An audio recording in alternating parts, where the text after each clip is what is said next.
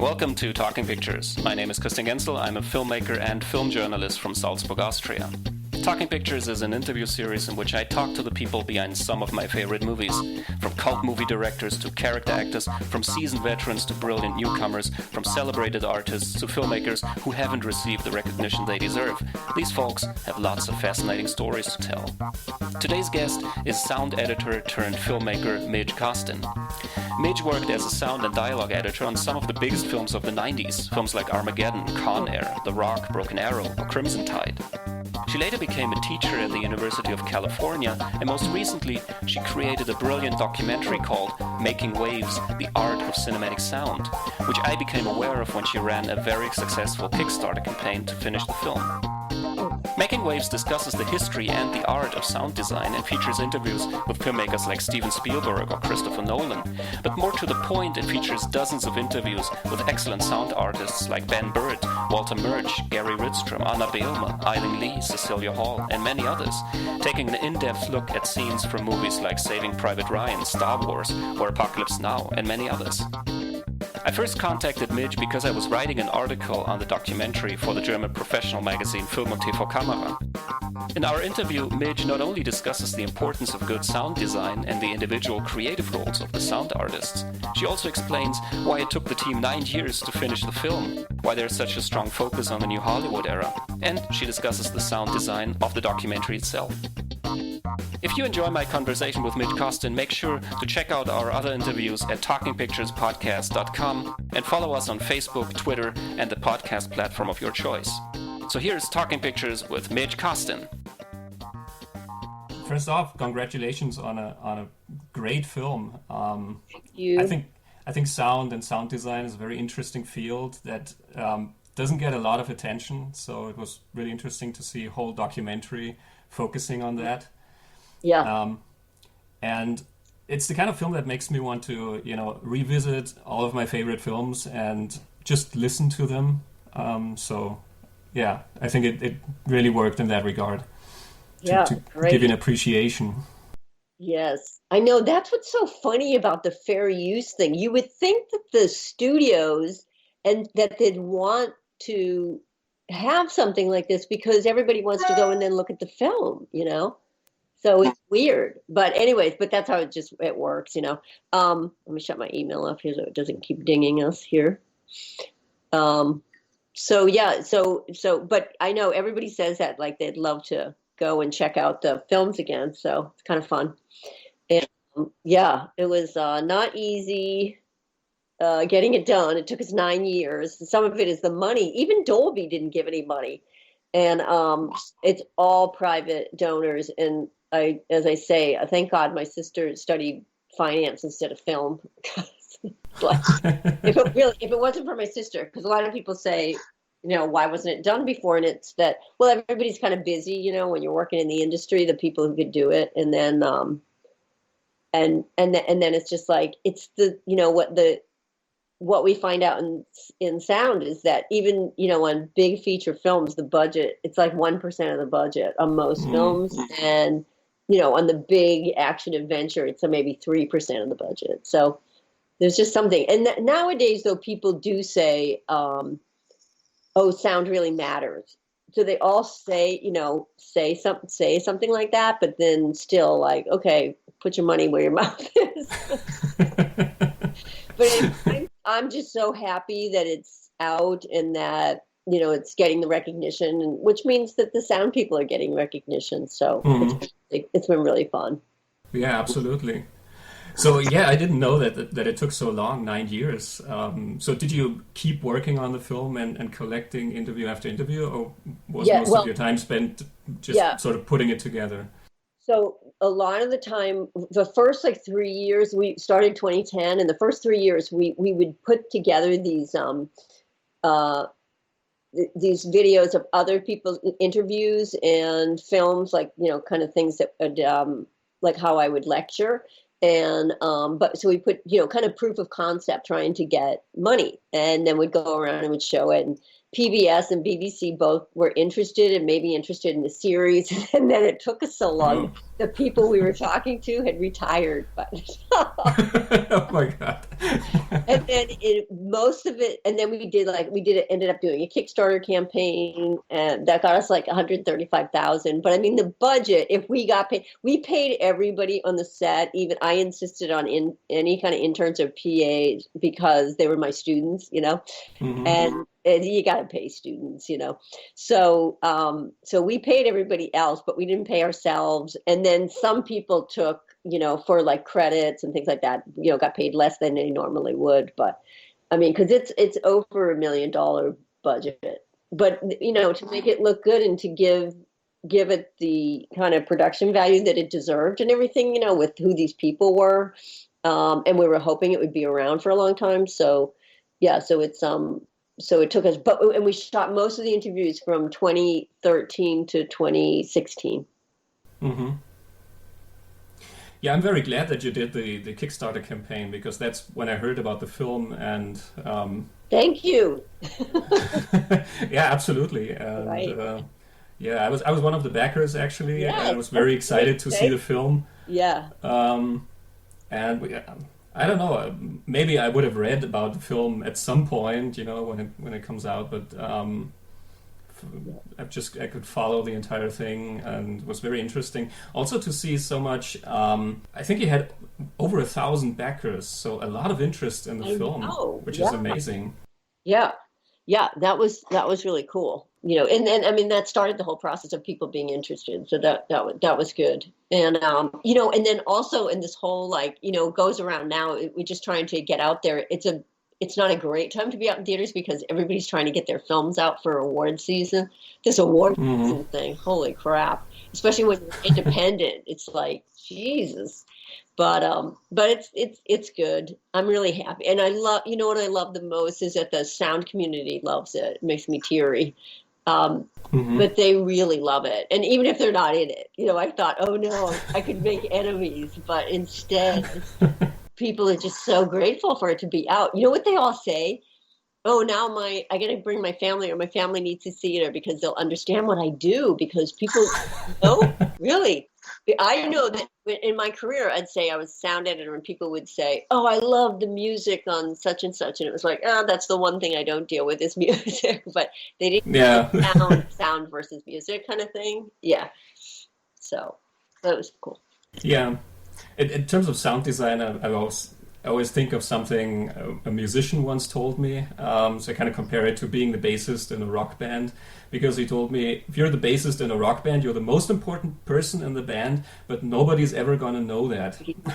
Yeah, that's really a good point.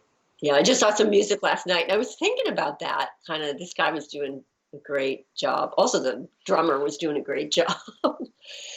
So it was cool. So why do you think that sound design is such I don't know if it's an underrated or profession, or if it's just something that people don't pay attention to? Why is that? Yeah, I think it's how we process sound, honestly. I think that our brains, they are, doing all this MRI work now. And I talked to somebody at the Brain Institute at USC where I teach, and he was saying that there's like our brain, when you're thinking about camera stuff, visuals, it hits different parts of your brain that you have a consciousness about. And there's still something about sound, how it gets processed, where it's like the just your kind of brainstem, what's the part that's back there, that it's just so it's like you don't intellectualize it. And so I think that it doesn't have awareness. You don't have awareness about it so much. And I really think that it hits us like emotionally, but it's still like, it's almost like lizard brain, and you aren't thinking consciously, but it hits you in your gut, and it hits you, in just like, we react, but we don't have a consciousness about it. It's so interesting. Yeah. It's interesting, and in some ways that works for us, because when you're working on a movie, you don't feel manipulated, or it's like we can do all this stuff and people don't, kind of don't think about it. But then another way, it's like people don't think about it, so they have no idea you exist. It's kind of funny. Yeah, there was one point in the Variety review.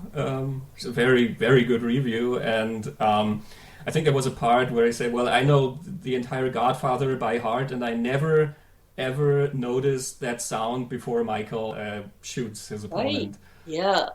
So I thought that was very interesting. So interesting. Yeah, because when you look at it in just by itself, you say like, does this work? I didn't think about it. I know when I watched it or whatever, but when you just see that part, you say, wow, and you're conscious of it, you think that's extreme. But yeah. Mm. So, and the film begins with this segment where Walter Murch explaining, how you make sense of the world through sound at first. I thought a little bit about that, and I was curious, what's the first sound that you remember from your life? Oh my God, me? Um, Yeah. oh, it's interesting. I don't think I've tried to think. The very first time I heard, I don't know, it was probably siblings like yelling or something. And 4 out of 6. Yeah, I'm not sure. But I do know that, even though I live in LA, but I live in Topanga Canyon. And one of the reasons I feel like I'm here is that, and recently a tree, like a year and a half ago, a tree fell on my house and it crashed into one of the rooms, and then I had to be out. And here I was in beautiful Santa Monica, and I thought, oh, this is good because when I retire or do it, well, I'll have to get out of the canyon because it's so crazy. But it will be hard as a really old person or whatever. But right now, it's like I like to hike as much as I can, and on a daily basis, go outside. But what I missed when I was gone was the crickets and the frogs. If it rains at all, like I hear the frogs. But the crickets on a nightly basis, because it stays pretty warm here. There's always, crickets, and I really missed that when I left and was staying in Santa Monica for a month or a couple months. It was so I think just like the sounds of nature, I'm wondering if that was something that I heard. Yeah. But I do know something. I do remember that I would be traumatized by the vacuum cleaner. It's like when my mother, I really didn't like that sound when I was a little kid. I'm sure it scared me, right? And I can remember that and kind of how it would come close and then go away and come close and go. Yeah, on your Kickstarter page, you have this little segment where you say that the sound portion of making films gave you panic attacks because you just didn't know what to do there. So I'm kind of curious how this whole journey works from, having panic attacks to doing sound, teaching sound, and making a film about sound. So what happened was that I wanted to be a picture editor. And so I came out and I finished all my classes except I had my thesis film left, and I did a short documentary that actually did pretty well. But I was working on that, and I was an apprentice editor on a show, and then I was an assistant editor. So I did a few shows like that, and I needed money to finish my thesis.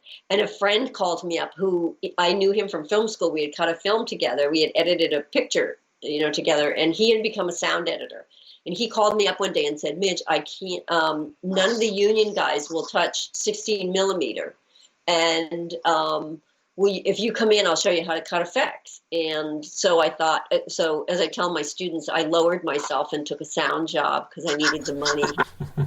And then when I got on that job, I was the only one cutting effects, and he was cutting the dialogue. And I was thinking like, oh my God, how do I kind of set the mood and the tone? I realized it was going to be important, and I started to really think about sound in terms of story. Whereas when I was at film school, it was just the thing I did at the end that seemed like a necessary evil to kind of smooth things over, and I wasn't catching the importance of it in terms of story. So then that picture editor, one of the picture editors that I had worked for, called me up to ask me to take his place. And almost everything was done except for, I was just going to be cutting in the opticals. And I said, who's doing the sound? And he said, we don't know yet. And I said, I'll take the job if I can be supervising sound editor. And I'd done like 1.5, films as sound. And and then it just took off from there, and I just started to work. And I think because I had a music background, like I always sang in chorus and choir, and I played the guitar, and the other thing is, when I started to interview all the people, almost everybody had a tape recorder, like reel to reel, when they were kids, or some kind of, they went out recording. When I was in 5th grade, I asked for a tape recorder for Christmas, and I got one of these little reel to reel kind of kids thing. And I would put on shows and all that stuff. So I realized, oh yeah, it's interesting. Walter Murch said something like, between the ages of 11 and 14, whatever you do for play around then, you might that might be like your calling in life. And I thought, that's really interesting. So then I started to see the importance of sound. And then it was funny because when my thesis film came out, it did well. It made it to PBS, like a new director series and everything. But I was on my first big movie, like Hollywood movie. I was working on Days of Thunder. And I was getting calls from agents, and I was like, you know what? I'm really happy doing sound. I had an important role. I had like the engine for the guy who was always racing against Tom Cruise, and it was new from surround sound, and it was really kind of fun. So I just like have been super enthusiastic since the start. But I feel like because I was kind of born again, a sound person, where I didn't think about it originally, and then it's like, nobody thinks about this, So, and then I'm really happy to teach because I feel like that's what I was missing in school. Because I had the guys who were teaching sound were a little bit more like engineer types, and so it's fun to think about sound, and then you learn what you have to. It's you can learn the technical stuff, but I loved it once it became like part of the story and character and mood and tone and all that. Once I got all that, then it was like, oh, this is really fun.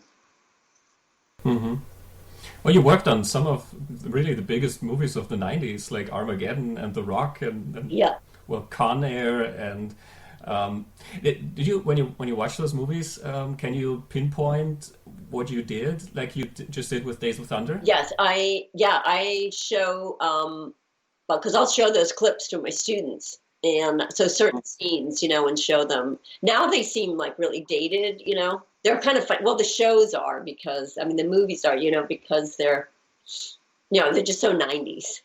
And it's one of the reasons I think I started to teach was I don't like action adventure movie. I'll go to like Marvel and things like that, certain ones, like I like certain big, shows like that. And sometimes I'll just go to hear the sound. But like I loved Black Panther and Wonder Woman, and I think there's some really fun ones.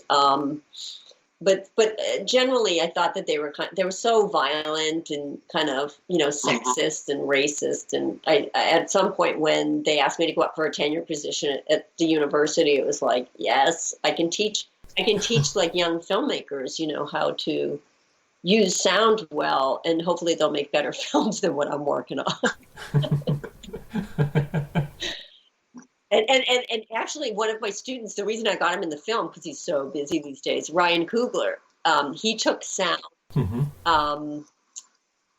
he directed for the first couple semesters at school, and then he knew that he didn't know sound very well, so he did sound with me in a class where they make a 12-minute film, and then he did all the production recording, the sound editing and sound design, and the mixing, and it's really cool that he did that, and so he appreciates good sound.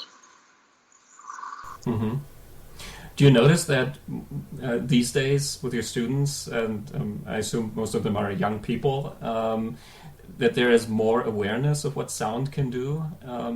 In comparison to the time when you were active in Hollywood? Yeah, I think so. I like it at USC because we also sound like matters, and that it's a big part of the program. But I think they are, because I think that they've had cameras in their hands, like their parents' phones. I think they've had cameras in their hands since they were so little, like 2 years old, that they understand, framing and color and light and all that stuff, and they don't know, and they know that their production value is brought down by the sound, so they really care about, so they're more interested in it. I think, but sometimes they kind of give lip service, but then they don't want to know it themselves, and so I appreciate the directors who get into it or sit at the whole mix and make sure that they understand sound better. But there's more of an interest, I think. Yeah. Yeah, a friend of mine who's an editor, I've worked with him a couple of times, he once said that, people will forgive a bad shot, and people will forgive things, if there's something wrong with the camera in a shot, and people will forgive a scene that is not edited very precisely, but they will never forgive bad sound. It's so true. I've heard a lot of people say that, and it's good that people know that. That's really true. I went to Korea to the DMZ doc festival, and there was a woman who did this amazing, very Fred Weissman-like film, and at the opening, though, there's wind in the mic, and it was like, oh man, I can help you with that. And it's true, it stands out as like, wow, we don't hear that usually, that's unusual, but it was a great film otherwise. But I think that's true. Mm-hmm. It's hard to forgive bad sound. Yeah, I think one of your interviewees mentions it in the film, right? You say it's you don't want people to be like, huh, what did he say? Yeah. It takes you out of the story in a way. Yeah, Jessica says that about ADR. Yeah. I'm curious about the how you selected the films that you discuss in your documentary.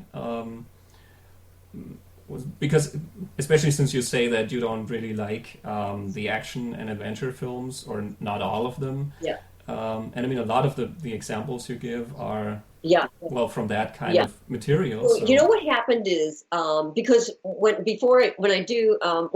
I screen it anywhere outside of California, I have to say we intended to do something about international sound internationally in films, but it was really the budget that stopped us from the budget stopped us from doing international. So we got a lot of people in California, and then even the New Yorkers, we didn't get many. Like Martin Scorsese didn't agree, Spike Lee, the Coen brothers. There were a lot of people that we could have interviewed, and it really ended up what directors did we get, and so it's a very much a kind of California story or Hollywood or something story, and in Northern California, who was outside of Hollywood, but.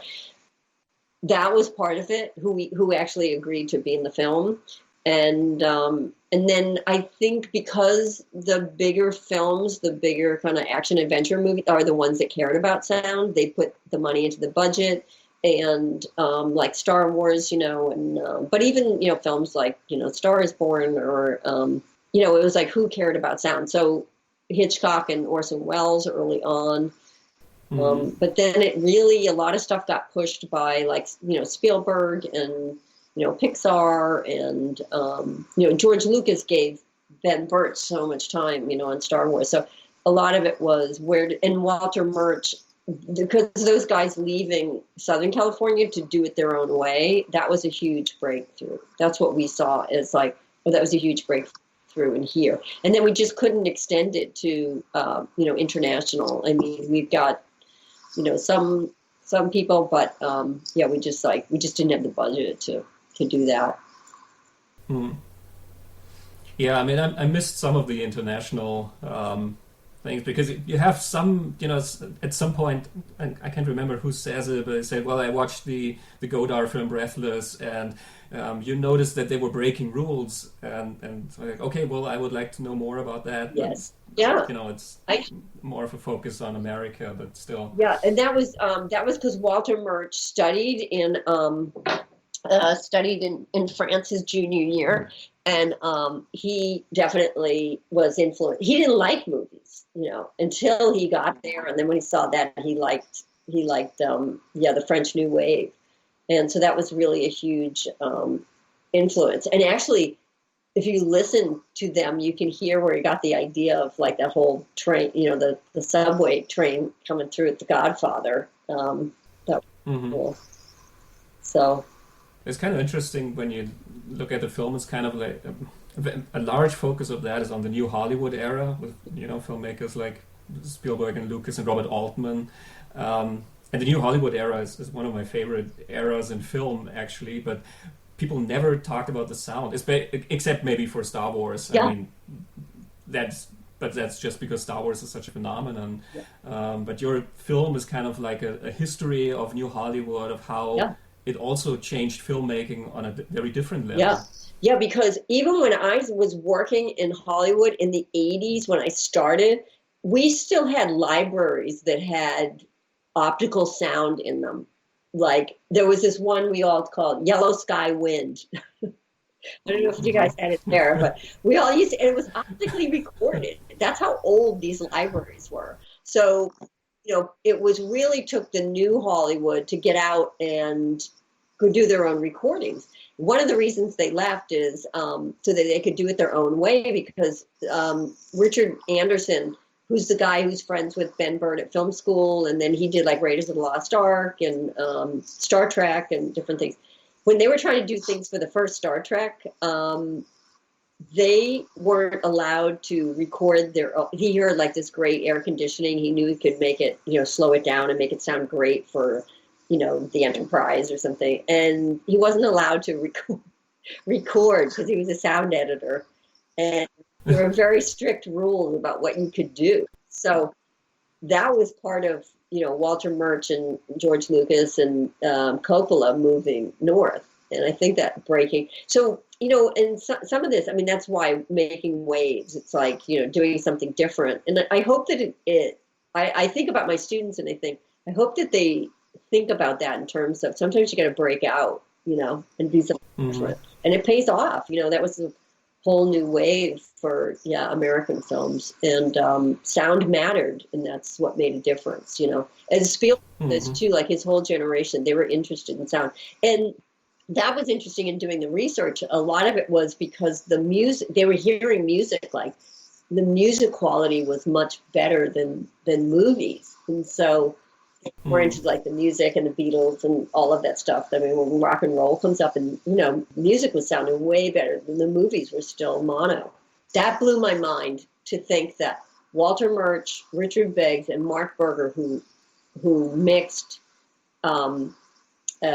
Apocalypse Now, they had only worked on mono, including The Godfather. Everything was mono up until that time for the average film. For the average like sound person, they were working on mono. And some of the, and of course they were doing multi-tracks in the 50s and stuff. We're totally aware of that, but we wanted to say generally what was happening in movies. So it wasn't until Francis Ford Coppola said that he heard that quad track, with Tomita, and he said, I want my movie to sound like this. And what cracked me up, but the movie, I just wanted to make it 90 minutes. I believe that's the human attention span.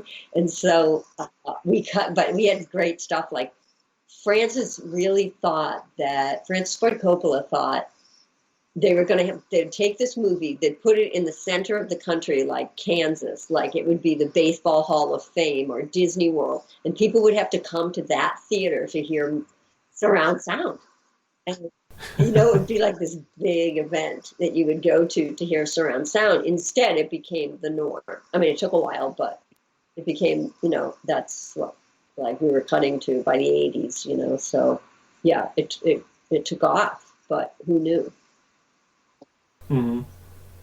Yeah, I sometimes got the impression that you needed to leave stuff on the cutting room floor, because also some of the people you interview just have a few sentences in there, just a few moments, and I thought, I think every one of these people, like Christopher Nolan or Ryan Coogler, I'm sure they have hours of stories to tell. Yeah. And those guys we don't have as much, but oh my God, all the sound people have so much. I mean, George Lucas, I probably have a 3-hour interview with, and whoa. It was crazy. It was great, and but yeah, and Ryan is definitely longer. He talks about other things. We were trying to figure out where to put him exactly, and so it was like, but there's so much great stuff. But we're telling I knew that I just wanted to do this 90-minute thing, and so we had to take a lot of stuff out. Like Tom Holman was in there a lot longer, but like people like Richard King and Karen Baker Landers and Per Hallberg's not even in there. Ren Kleiss, like there's a lot of great sound people that didn't make. They were in we had scenes cut with them, and we had to cut them out. But I knew that once we finished this film, I'd be like, oh, I can't look at this anymore. So I hired assistant editors, and they did avid timelines of every interview.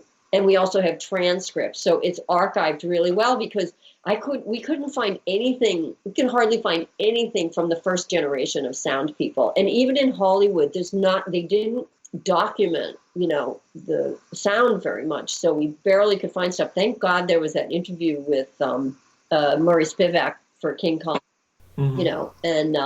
but he was like the only one really. And it's really sad that there wasn't much. So I thought, I gotta get these people now, because we're like the second generation, that's it. So I feel like we documented it well, at least out here, because they could just come to where I teach, USC, and I'd get them at, in the sound stages there. And so I got, a lot of great stuff. I can almost imagine if somebody wanted to do, a series or whatever, it'd be really easy to do that, to get into more detail on a lot more stuff. Mm-hmm. Yeah, it was hard to leave so many things behind. So with so much stuff, how did you find your way through all that kind of material? How did you decide what to leave out and what to focus on? Yeah, one of the things is, once we got like the directors, because we knew that would kind of interest people more, So what we did is we would do scenes around the directors and the movies. Now, because of fair use and being able to use the movies, I had to know which films I wanted to talk about and which scenes, so they could talk about them and set them up. So legally we could use them. So once we got like directors, and we'd start to do the scenes with them, that's one of the ways we did it. So we had these nice long scenes sometimes, and then and I was working with the editor, and we'd get these great scenes, and my producing partners would put their note, give their notes, and then we had a really long, much longer thing with Saving Private Ryan, with River Runs Through It, Star Wars, a lot longer. The other, the Musique Concrète and stuff that was going there with Walter. So we had these like long things. And then as we started to put them together, I asked a colleague of mine, Tom Miller, is our supervising editor, and he did a great job of like, it's, as we say here, killing your babies. And so how to cut it down. And it was hard, because we had everybody talking about, like what you asked me, what was the first sound they remembered, but we did what's a sound from your childhood. And then Gary Rydstrom used to ask this question to people, and Bobette, at the end of my interviews, Bobette Buster, my producing partner, would ask, if you could have a photograph or a recording of someone that you love, what would you want? And inevitably, people would cry about, saying who it was that they kind of missed or something. And it was really beautiful. It was a really nice thing. And so there's just so much material there. But so many people talked about their films. We kind of, documented, Hollywood and kind of Northern California. And there were some great interviews in New York, too. Yeah. Mm-hmm. Yeah, I'm hoping that some of the material will find its way on, maybe the DVD or into, as you say, maybe a series or anything. Yeah, it deserves it. I always find it interesting to hear people talk about, their profession in a way that makes you appreciate what they do. And I think this is a perfect example of this, because you learn so much about what they're doing, and you also hear how much they care about what they're doing. Yes, right? I know, that's cool. I really wanted to do that because, the people that I worked with, I feel like they're my family out here, because my family is really back in Boston, so on the East Coast. So these were just really close friends. And when you work so closely with people, when you all kind of grow up together, and there's marriages and kids, and things like that. You go to weddings and you go to funerals together, and all of that. Like, you get to know people really well. I just love these people. I know how dedicated they are and how much they love their job and how much they care. And like, there was a really good thing. A friend of mine who's a dialogue editor, Karen Spangenberg, she said, and we had this in the movie at one point, we talked about it more. She says, it doesn't matter what the film is, whether I work on, and she worked on both, Ernest Goes to Camp or Amadeus. I do the same work. I take it seriously and do the same job, do the same, good job. It doesn't matter. And so that's kind of cool to just hear about that. And because I teach, and because I teach and teach young filmmakers, it's like they have to understand that, that first of all, it's like you have to know whose film it is, and it's usually the director's, and that it's not your film. And also, it's not sound for sound's sake. It's sound for how does it work with the picture. And you have to understand the long hours that we put in and all of that. So I think that that's as important, teaching that stuff as much as the skills. So I really want to put that in the movie, too.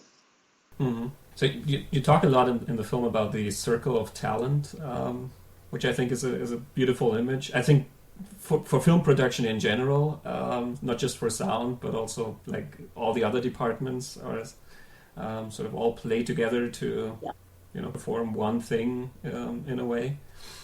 But I'd like to talk about the individual roles in the circle of talent, and maybe you can tell me about the creative role of these people, as opposed to, like you said, in earlier times they were more of engineers, Right.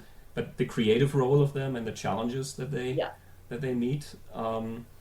So there's the production, the recordist, the person who records sound on set. And from my experience on a set, nobody ever listens to the man or the woman who records sound on the set. Right. And it's like you'll wait for hours and hours while they set up the lights and the lighting and how is it looking and all this stuff. And then it's like, oh, okay. And then they don't give any rehearsals like for sound, and they ask for a rehearsal and they just say something. And it's like, oh, waiting on sound. I mean, it's a joke on the set, right? So you get such a hard time. And I taught with Doug Vaughn, who's in there, who talks about the microphone is only like 10 inches from someone's mouth and how intimate it is. And he used to just teach, the creativity comes in. How should they sound, and what's the perspective, and how can you get it, and how can you get it to sound good and get in there. And also the mixers used to be really great on those shows. Now they're just like, I think they just have everybody a body mic on everybody so that you just make sure that you can hear it. But there is something to, a boom always sounds better because it sounds more like how we hear, it records more like how we hear, and it gives the real perspective. So, I think that that's the creativity, but also what Doug taught was how to influence people on the set when you don't have that much, power. And so it's becoming friends with the DP or the cameraman, right? And then also, with the assistant director. So it's like really interesting, but it's really about making sure. And always, like he would say, it's stake out his territory to make sure that he didn't get lit out of a shot or something. So you stay around. So but it's so, what people forget is how intimate that is. That on the set, you're really, that is the performance. So you do all this stuff. And it's like the performance is really their voice, right? So that's like what, is kind of like, it's just so key. So we make sure that that you're getting the voice. I think that that's it. And also, if you can ever be there for, location scouting or something. And then because I was an effects editor, but I was also a dialogue editor. Then when you're dialogue editing, you're trying to save that performance, that original performance, so you don't have to do ADR. And the creativity in that is problem solving, I think. It's like you're trying to get it to sound right, sound clean. And a lot of times someone will step on someone's line, and then you didn't use that other take, so you have to find like S's. And I don't know if you've done sound editing work, but and sometimes you just replace like a syllable.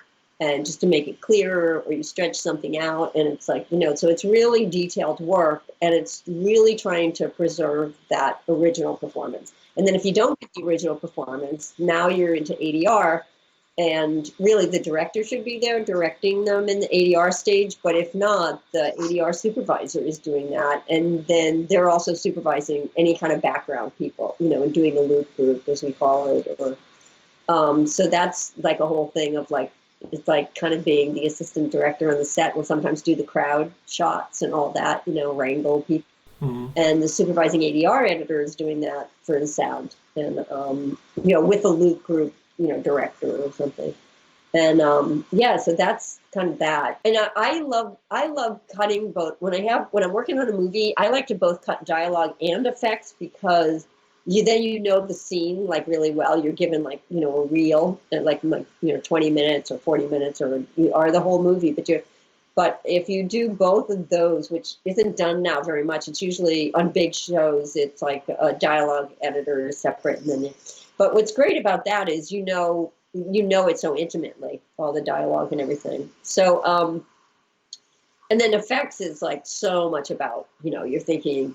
Well, if you're doing like back ambiences and you're thinking how to set the mood and the tone so that I consider the ambience like the music to every scene, but it's subtle. But it's setting a mood and tone just like music does, but it's so much more subtle. Like it's not, music brings attention to itself a little bit. It can, if it's not done right emotionally, if it's a little bit off, like you become aware of it.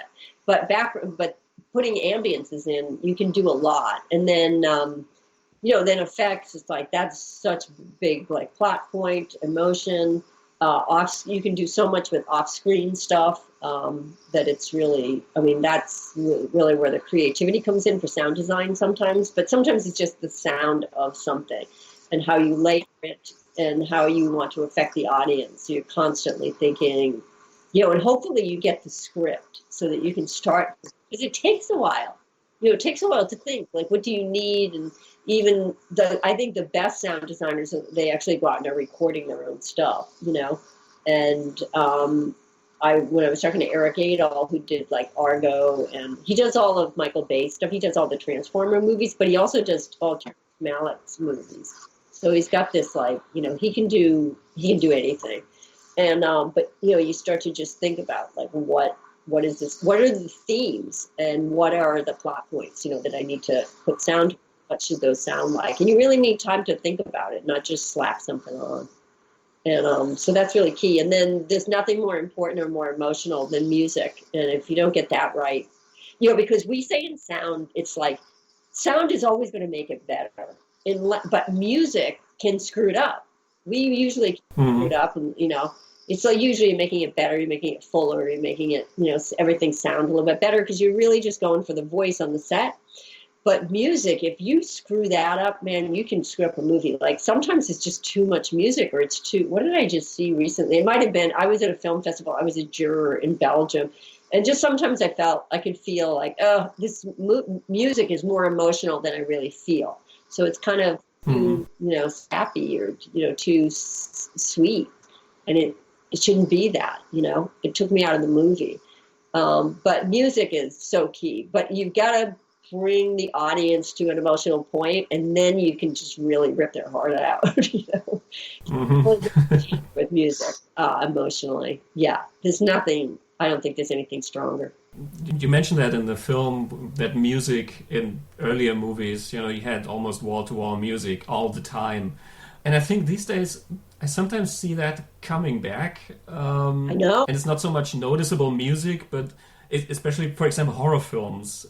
You have this permanent ambient music, just drones and screeches and everything, but it's on every scene and throughout the entire movie, and just loses its power completely after 10 minutes. Right, completely. That's what they don't get, is like, I teach students that all the time because we do shorts, and I just say, the composer is going to find it really easy to just score this all the way through, and it's going to lose its effect. So the most important thing, and I heard Elmer Bernstein, the great composer, I heard him talk about this in a class at USC, and he said, the most important thing that I hear from a director is where are the ins and where are the outs, not the style, not the instrumentation. It's really where's the in point and the out point, and they need to know that, and there need to be out points.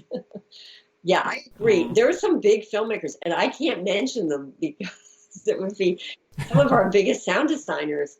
Like, they've taken their names off of some films as sound designer because of they felt they weren't listened to, and the director was, just used music. Because I was asking some of them, could we get in the mixed stage and be with you? And it was like, no, well, you know what? I'd rather not. And they were pissed.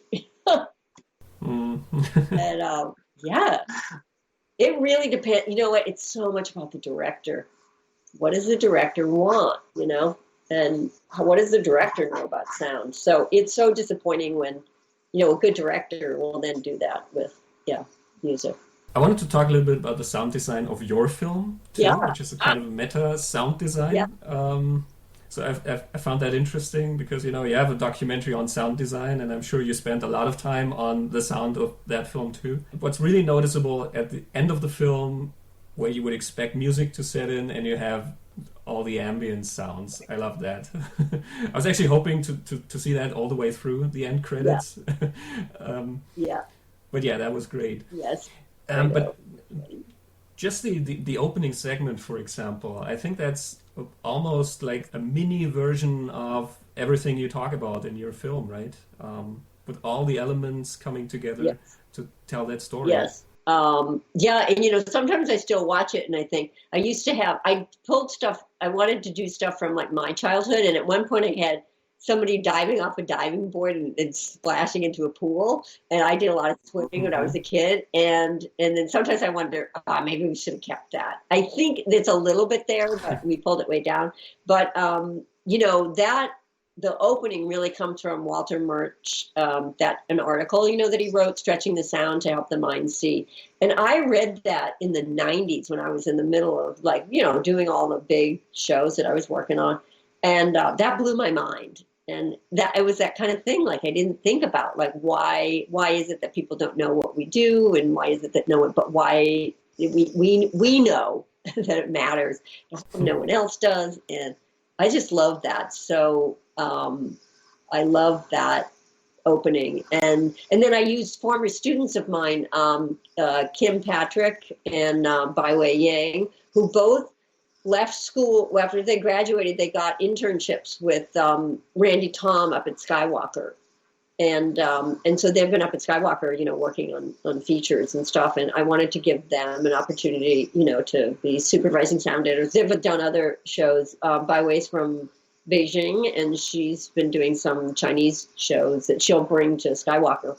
So yeah, I wanted them to be the supervising sound editor. And I have to confess that I did not want to do the thing of give it to them at the last minute, but I could have given them a lot more time.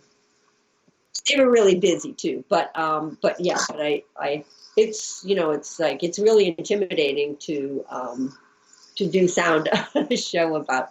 What I feel like gets, and I don't know if you want to talk more about the sound design, but I feel like what is underestimated a lot is also Alison Newman's score, because she's got to weave in and out all those incredible scores, with John Williams, Hans Zimmer, and all the stuff. And it's like, and I think she did a great job emotionally, and and just like the same thing with the sound design. We don't want it to be over the top, or it can't get in the way of other things, but I think that it's done well, but I think it comes across almost as subtle, or it's too subtle. So a lot of people don't never ask me about the sound design on the movie itself. So it's interesting. You bring it up. Yeah, I thought it conveyed a sense of wonder. I think that was the general idea is with the music, but also the way that just the quality of the sound. So always a sense of wonder on this particular thing we're talking about.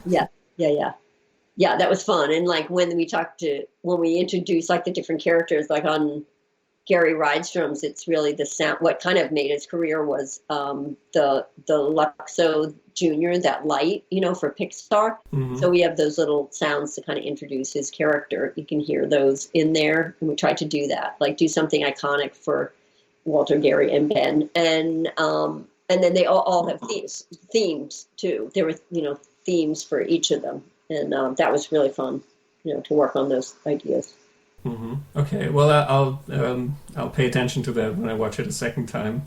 Those things that because we do that. Like I tell my students too. It's like we have themes, but you don't have to know what the themes are. It's just that it helps us when we're doing, when creating. It's like they shouldn't stand out as like, oh, this is But that's what really helps when you kind of analyze a script in terms of what could be the sound themes, for it.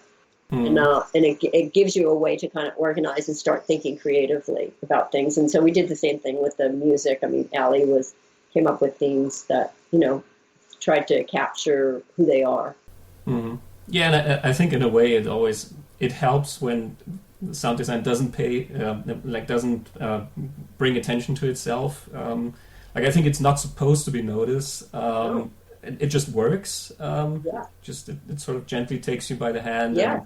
Through the film while you're watching and listening to what people are saying and processing the information and everything. Yeah, I agree. And it's like when we work on a show too, it's like, we'll look at the film, and then you go and you pull things together, you record things, you get things from libraries, and then it's like, oh, this is the perfect sound. This is going to be great for that thing. Now, I'm not looking at the picture at the time. And then but then you always you'll gather a few different ones and decide. But I would just be so sure, oh, this is going to be perfect. And you put it up against picture and it's like, no, it's not that one. It's this fifth alternate that I got. It has to work with the picture. It's not sound for sound's sake. It's got to work with the picture. And there's some kind of alchemy that happens that you just never know what it's going to be. Mm-hmm. There's another theme in the film, which is it's also kind of subtle, but it's there, and I very much enjoyed that. It's seeing so many women in that field, and I don't remember her name. I think she was the one who worked on Braveheart. Behlmer. Behlmer, yeah. Where she said, "Well, why do you have to be a man to do a war movie?" Right. Yeah, I thought that was a very good theme to see. Just this very slight, let's call it a feminist statement in a way. How does the industry, these days, also with the students, how does it compare to maybe 20 years ago? Yeah, it feels to me like it hasn't changed enough, but why I wanted to do it was I was one of the few women in Hollywood who was cutting effects. And what happens is when you cut effects versus dialogue or Foley, it's usually the effects editors who are supervising sound editors. Okay. So that's why we have, there are more men because more men were cutting the effects. And it was I would see it in my own career. I worked with George Waters, supervising sound editor, George Waters, a lot on films. And at first I was I was an effects editor. I learned to cut dialogue. And once I could cut dialogue, George would say, if we were doing a really big film, then sometimes you'd split up certain people will do the dialogue editing, certain will do the effects. So sometimes he'd say, I'd come in and he'd say, this is what the schedule is and all that. And he goes, no, I think I'll have you cut dialogue. And then I would say, well, George, if I'm just going to cut one, I think that I'd rather cut effects. And then I'd see his brain work okay, let's see, she worked on Broken Arrow, and she did that scene, that was pretty good. And then it would be oh, okay. But it's this kind of stereotypical thing of dialogue editing is very detailed. You need to be patient, and you don't get a lot of recognition. And so, unfortunately, I feel it just in people's minds that's better for women. And really, when I was a little kid, my sister and I wanted to be race car drivers, but nobody thinks about women liking race cars. And here I was on my first big movie. I was doing a race car, which was great, and yeah, as Anna says, that's what's so funny about shooting to Braveheart, because nobody's been in that kind of war, And so they're really funny. So I did want to mention it because there's too much of a discrepancy still. People will say it's better. We've had panels after the screenings where I've had Ai-Ling Lee and Cecilia Hall, and everyone says it's better, which it is, because Cecilia Hall talks about she was the only one at Paramount with Kay Rose, who's in there. Vicky Rose Sampson is in the movie too. And I worked with her, and I knew her mother, Kay Rose. Yeah, it was just Kay, Vicky, and Cece in the 70s. Like there weren't any other women. And Kay was the only one there in the 50s, the only woman. And she was the first woman to win an Academy Award. And Laura Hirschberg, who's in the movie, was the first woman to win an Academy Award for mixing. And she did, it was for Inception. She also did Dark Knight, and she's done amazing films, as Anna has too. And yeah, so I really wanted to put something in.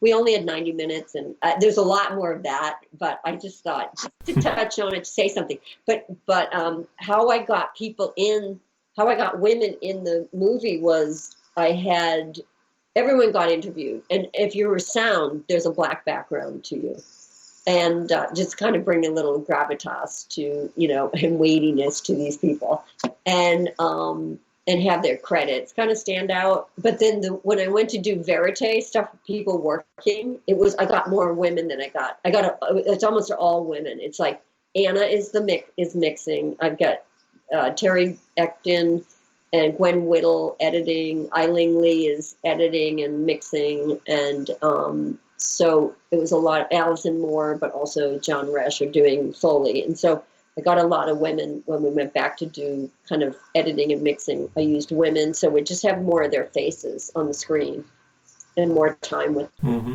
And then I used like Cecilia Hall I could have used so many different people, but decided to use Top Gun and Cecilia Hall for that so that people could see a woman talking about, a big effects show. Yeah, I didn't know that Top Gun actually used the animal sounds. That was interesting. That's good. When you go to movies, do you listen to them a lot, or do you find yourself, just sort of? Well, my question is sort of, can you turn that off? Can you just? Yes, I think that, watch the movie. Yeah, I get that asked a lot by students because they worry when they're in class and they if they take sound that they're worried that they're not going to be able to enjoy movies anymore. I love movies. I love going to the movies. Because I love the immersive environment. And I will know if something's really, really good or really, really bad, I will notice. But usually, because as you say, we don't want to take you out of the movies. So usually it doesn't. And I have to actually, if I love a movie, I'll get the Blu-ray or look at it again and then really pay attention to the sound, but I just get hooked into the story. And so if I like a story, I figured they've probably done pretty good sound on it. But I have to go back and like watch it again to see, because I just love movies. And so when it's done well, as you say, it's like it works with the picture and it doesn't make itself aware. You're not aware of it. Because I do work in sound, I will think sometimes I'll just flash on it, but it doesn't really take me out so much. It's just have a little bit more consciousness, than most people. I just love movies. Sometimes I go, oh my God, I have no idea. Like people will ask me, how was the sound? It's like, I have no idea. But yeah, kind of fun. Yeah, it's interesting. I know a couple of people who just, they focus on their field of specialty. Yeah. So, if you're a production designer and then all they watch is the production design of the movie, and it's almost, not important what the story is or what the characters are. It's just they keep watching the interior. So I thought, okay, well, that's kind of strange, but hey. Yeah, no, I love movies. Yeah. Do you know the movie Lisbon Story by Wim Wenders? Oh gosh, I don't. The German director who made Paris, Texas. Yeah, I know him well, but you know what? I don't think I saw that Lisbon Story. I gotta write that down. I remember. I know the title, and of course I know him well, but yeah. Yeah, because that is a movie about the appreciation of sound. It's a sound designer who comes to Portugal, to Lisbon, to help a fellow filmmaker with his film. He's shooting a silent film there. The filmmaker is gone, but he finds the material, and so he sort of starts exploring the city through sound. He just walks through Lisbon and records the streets and the cars and everything, and talks to people. And it's a very, very much an art house film, so it doesn't have a lot of plot, but it's just in terms of, the appreciation of sound.